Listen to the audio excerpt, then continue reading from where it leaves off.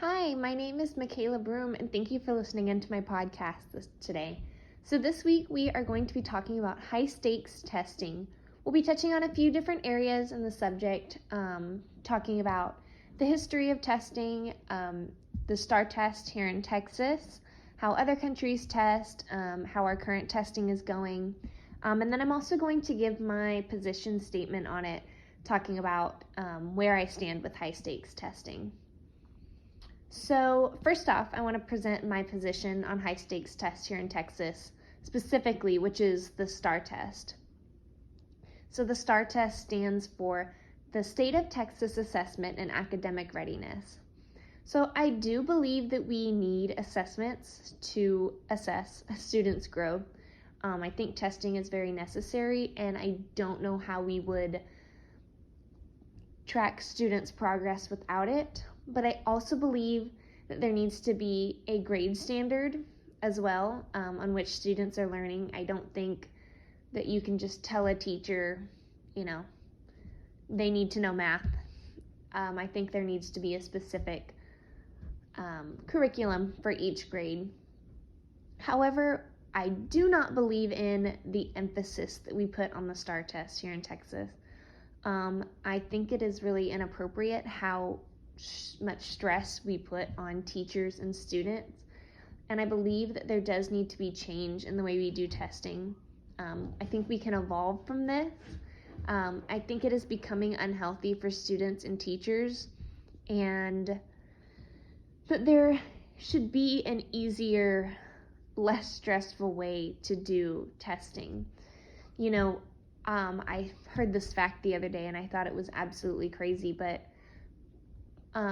almost half of teachers quit teaching in their first 5 years of becoming a teacher.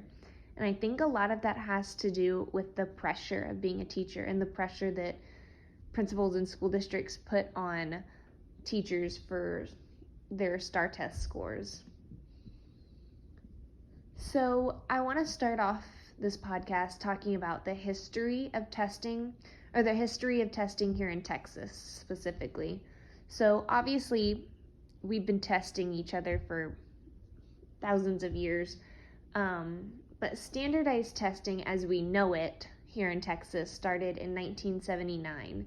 1979 was when the Texas Assessment Program was created, and that was when the 66th Texas legislature enacted a law requiring basic skill competencies in mathematics, reading, writing, for grades 3, 5, and 9.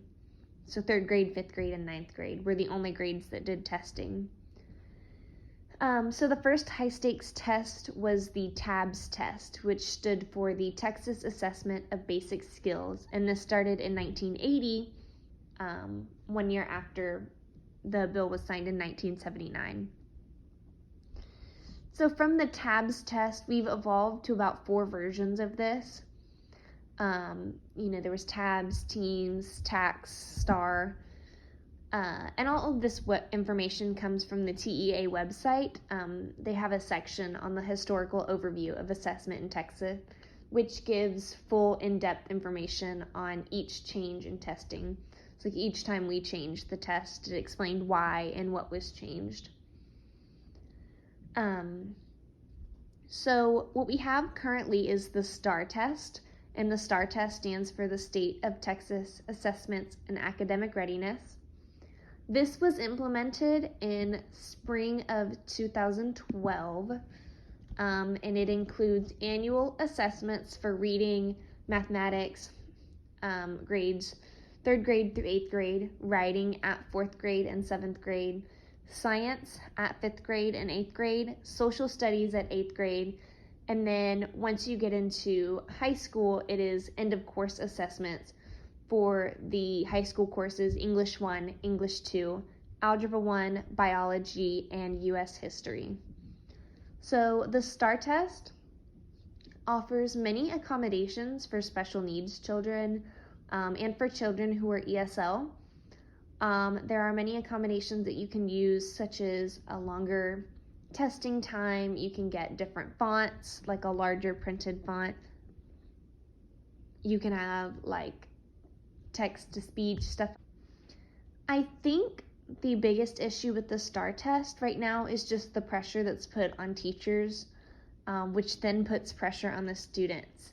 And teachers are really teaching the test rather than teaching children to be successful in life and teaching them to enjoy learning. I think learning is a very special thing and that can be enjoyed by children, but not when it's all about you have to do this or you're gonna fail. So I took the STAR test in middle school and high school, and then I took the TAKS test in elementary school. And I was a fairly good test taker, so as far as my experience, I never really struggled with the test. I didn't enjoy them, of course. You know, it's scary to take a test like that. But my view as a student, I don't think I really ever thought much of it. And I just think that there really could be a more productive way of testing to get those that information, that data that we need from end of course exam, but without straining our students and teachers.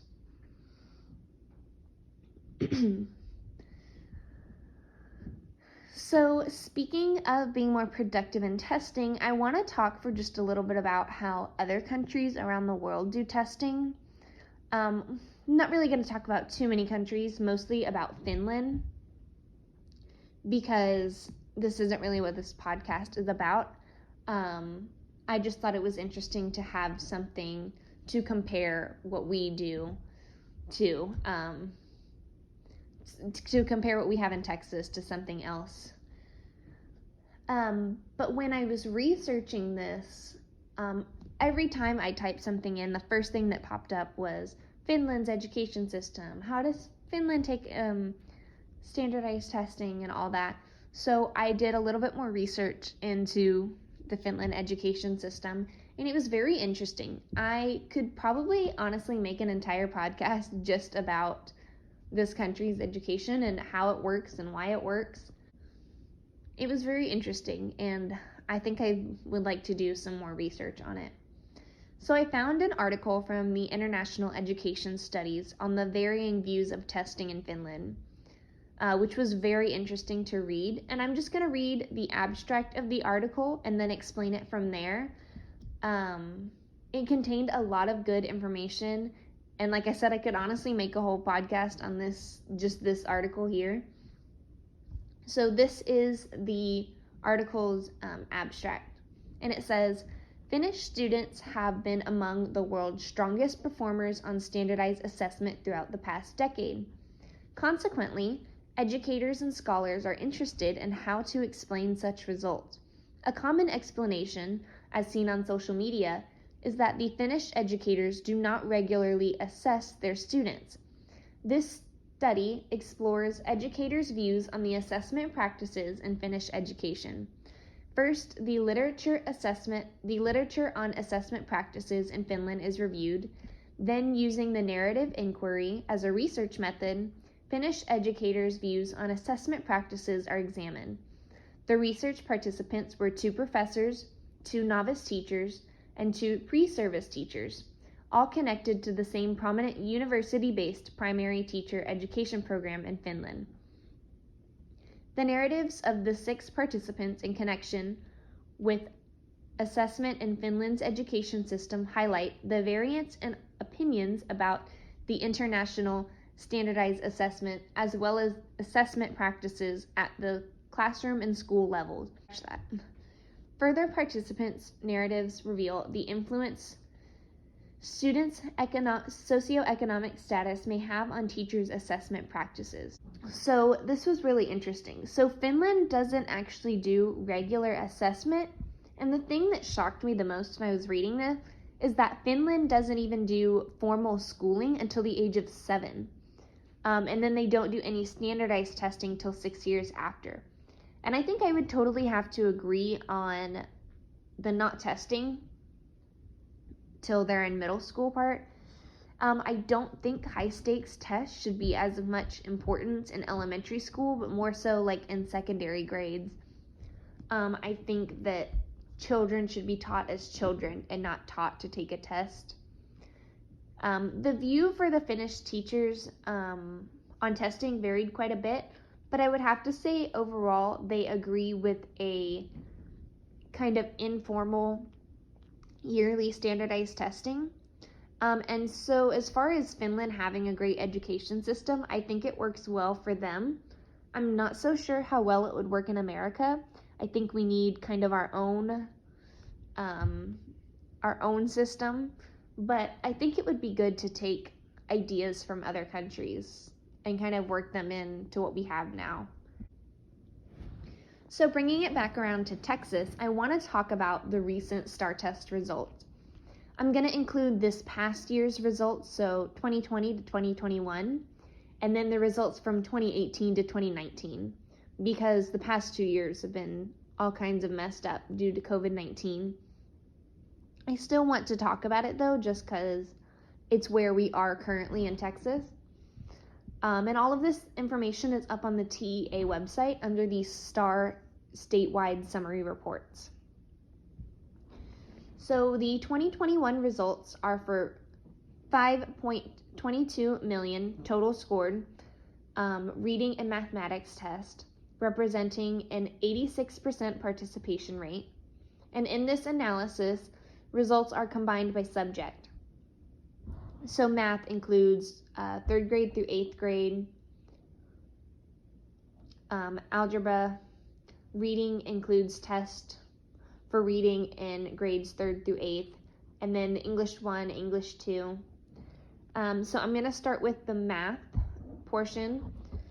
So the STAAR test is scored in a couple categories. So it's did not meet, approached, approached grade level, met grade level, and then masters. So did not meet was at 33%. So 33% of the students did not meet grade level. Approached grade level was 24%. Met grade level was 25%, and masters was 18%.